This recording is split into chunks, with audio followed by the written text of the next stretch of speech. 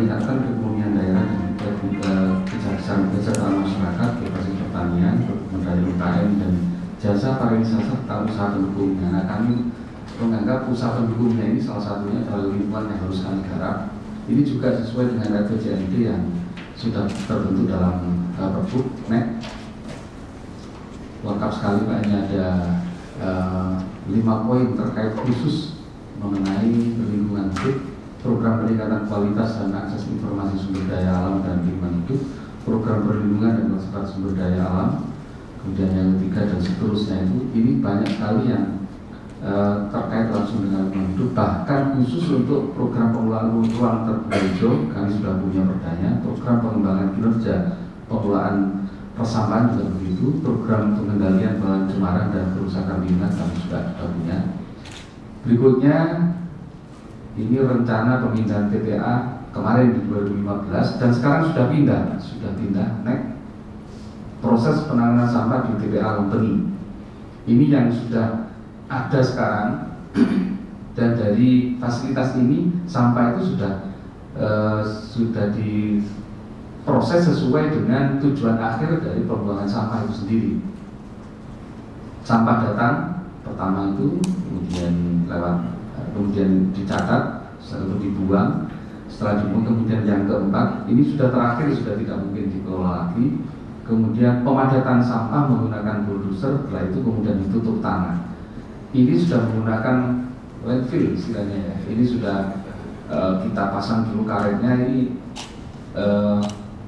Setelah itu kemudian sampah itu dimasukkan, ditutup lagi dengan tanah, sampah lagi ditutup lagi.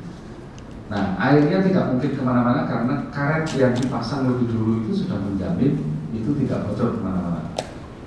Setelah penuh, nanti kita tutup dan kita sudah mulai ada yang kita tanami satu persatu pepohonan. Rencananya nanti kalau sudah melebar satu kotak itu sudah penuh, akan kita tanam pepohonan yang memungkinkan untuk bisa menetralisir. Barangkali itu Pak yang bisa kalian lakukan. Terima kasih. Silakan. Siapa? Bulan. Terima kasih. Untuk pengelolaan sampah yang dari sumber itu tadi disampaikan bahwa sudah ada pemilahan dengan memberikan atau menyediakan tong-tong sampah terpilah. Tadi ada disampaikan 5 jenis tong sampah. Pertanyaannya apakah sudah seberapa besar masyarakat maupun pertokoan, komersial dan sebagainya termasuk perkantoran yang sudah menerapkan sistem pemilahan 5 tong sampah itu.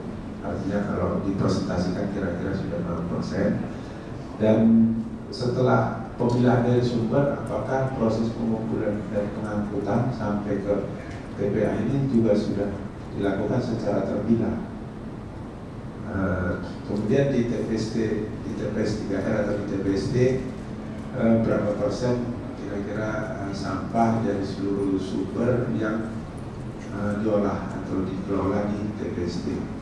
Jumlah sampah terolah harian komposting 0,15 ton, daur ulang untuk bahan baku 10 ton, daur ulang untuk produk kreatif 0,015 ton, ini kecil. Dikelola bank sampah 1,7 ton untuk disetor biasanya, daur ulang menjadi biogas 0,01 masih kecil. Ini jumlah sampah harian yang ditimbun itu 60,9 ton. Ini Pak yang kami timbun di TPA itu. Yang diolah yang di atasnya, berarti kalau 60 berarti yang 40% ini sudah terolah. Itu persentase sampah yang kami garap. Kemudian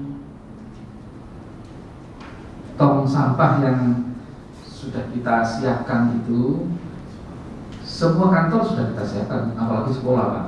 Ya walaupun kadang-kadang namanya anak-anak ya, macam-macam perilakunya, tetapi dengan pemasangan atau pemberian tong sampah yang sudah tertulis jelas di situ, plastik, daun dan sebagainya itu, ini harapan kita kan ketika diambil itu sudah tidak menyulitkan petugas untuk segera memilah. Bahkan ketika masuk di bank sampah ini sudah dengan mudah bisa diolah dan disetor.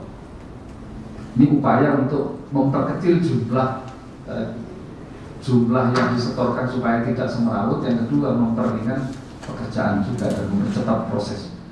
Ini menarik semuanya, cuman sayang pembatasnya waktu juga. Ini Pak Haji.